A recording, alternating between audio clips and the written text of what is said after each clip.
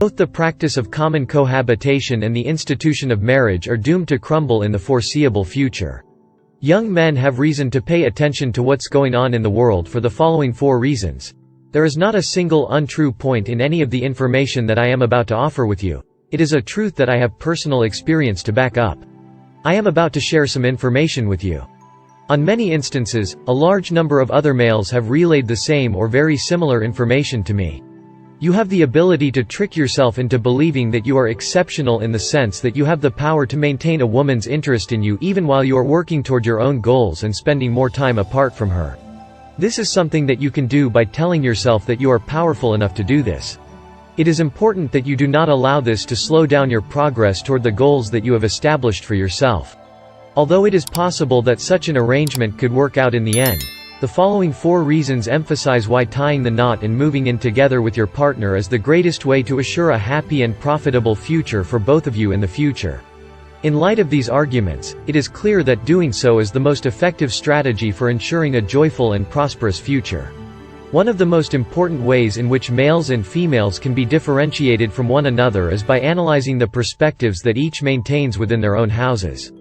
Men and women retain perspectives that are essentially distinct from one another. What do you think I mean when I say, in my manly position, that the place in your home is one that emanates calm and serenity because of the manner that you maintain it? Why do you think I'm saying this? After you've had a particularly trying day or when you've put in a lot of hours at work, that area is ideal for you if you want to relax and take it easy because it allows you to do both. You can come here to chill out and take some time for yourself. They are unable to fathom the fact that she is a girl, therefore they conduct themselves in her home as though it were a business enterprise. Do not fall into the trap of believing that women and men treat this matter with the same amount of seriousness. You must not, under any circumstances, give yourself permission to forget about the reality stated there. Because a woman is aware of the many various ways in which her home could be improved, she is also aware of how to make it appear better than it does at the moment. As she goes farther into the investigation, she finds that there are problems that need to be cleaned up. In this regard, she shares the same perspectives as you do, and she hopes that you would give some thought to the work that you are doing. Hence, she asks if it is even remotely possible for you to direct part of your attention in that direction. What would you think if you strolled into the place of job you currently hold right now and observed someone slouching in their chair or possibly even dozing off?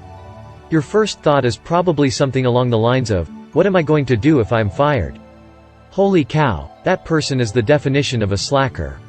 If I'm being completely honest with you, I have no idea what the problem is with them. That is exactly how women see you, and that is exactly how you feel about yourself. While you are watching sports or Netflix or whatever it is that men do for leisure, they are just lounging about the house doing nothing. She thinks that you are being unproductive and lazy since you are relaxing when you should be working and when you are in the mood to be productive. This is due to the fact that you are in the mood to be productive, but you are relaxing instead. She reasons this conclusion by pointing to the fact that you are in the disposition to accomplish things. As someone who has been married for a significant amount of time, I was able to recognize a pattern. Whenever I take a sleep at home, my ex-wife has a tendency to get extremely aggravated with me. This is something that I was able to figure out after being married for a considerable period of time.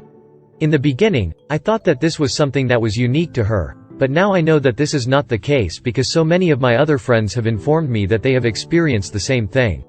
According to him, at one point in time, another one of my other buddies was nodding off when his current girlfriend came home. As soon as she stepped into the house, she immediately began crying. The fact that she found him sleeping does not mean that he has a complete understanding of the psychology that is involved, but after some discussion, we have a better grasp on it today. The fact that she found him sleeping does not mean that he has a complete understanding of the psychology that is involved. This is tied to the fact that women frequently consider their homes to be their places of employment, which is something that both sides are well aware of. This is something that is fully known by both parties. The following categories of items need to be differentiated from one another, as the second point of this discussion. The argument revolves around the ways in which people of different sexes interact with one another and appear to be in all of their guises, not just in the context of romantic relationships. At the center of the discussion is the manner in which men and women of different sexes interact with and seem to be in all of their guises. In general, men favor having relationships with other people that are harmonious and problem-free. This is especially true of romantic partnerships. They are searching for a solution that will allow them to put a stop to the constant arguing that has been taking place between them. They make an effort to comprehend things from the standpoint of the other person so that they can reach a compromise and agree on something in the center.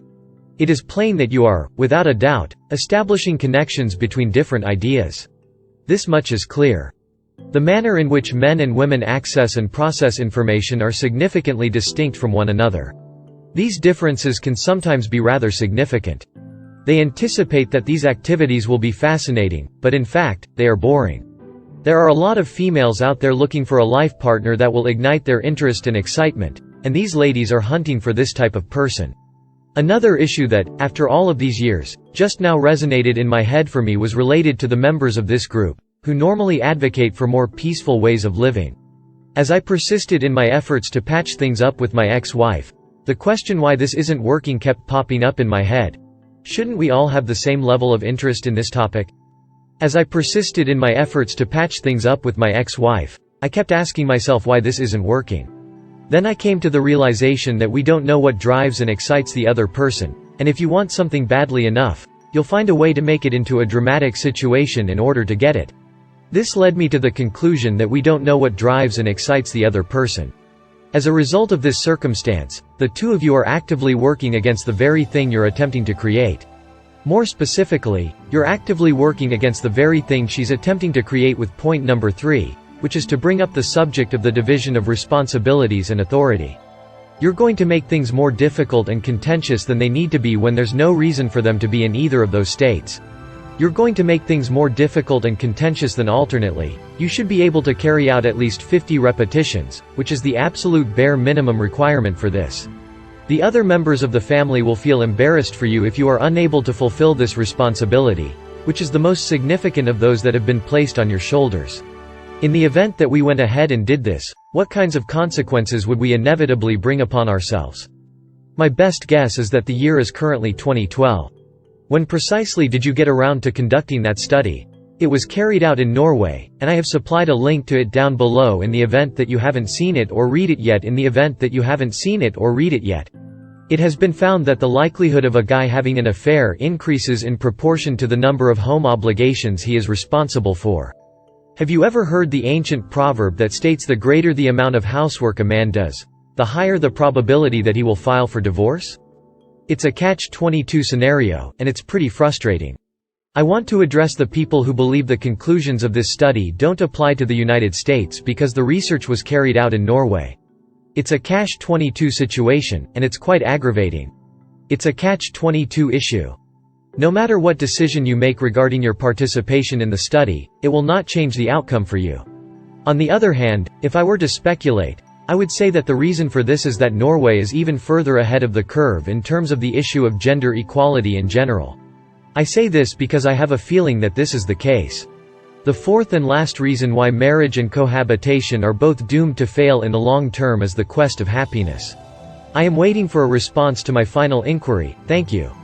If you are a man in a long-term committed relationship, you owe it to yourself to put your partner's happiness and contentment ahead of your own. Doing so will help you feel better about yourself. Another research study was undertaken out the same year, 2012, by the Harvard Medical School, and it was published in the journal that is published by the American Psychological Association. Research provides evidence for this claim. If you follow the link that I have provided for you below, you will be able to observe that women experience the greatest levels of fulfillment and love in their partnerships during times when their husbands are experiencing the greatest levels of unhappiness. The argument that is being made here is that a man's current willingness to tolerate the pain of his wife is a sign of his devotion to his wife in the long run. This is the point that is being made. This is the reasoning that should be considered prior to utilizing such a process. Women who have a poor perception of themselves have a significantly increased likelihood of having this illness. He will put you through these things to determine how devoted you were to me, and if she sees that you are sad or suffering for her cause, she will use that as evidence that you genuinely do care about her. He will put you through these things to determine how devoted you were to me. She will put you through all of these challenges because she wants to see how dedicated you are to me. But the thing that is most crucial is that she will make you go through this. Where might I go for a solution that simultaneously considers all four of these facets at the same time? Never sign a document that would make your marriage legally binding, and never live with someone if you are in a relationship that could lead to marriage. Both of these things should be avoided at all costs. In addition, you should never live with someone while you are dating them, especially if the two of you are considering getting married. That is the final piece of guidance that I will be able to offer you at this juncture.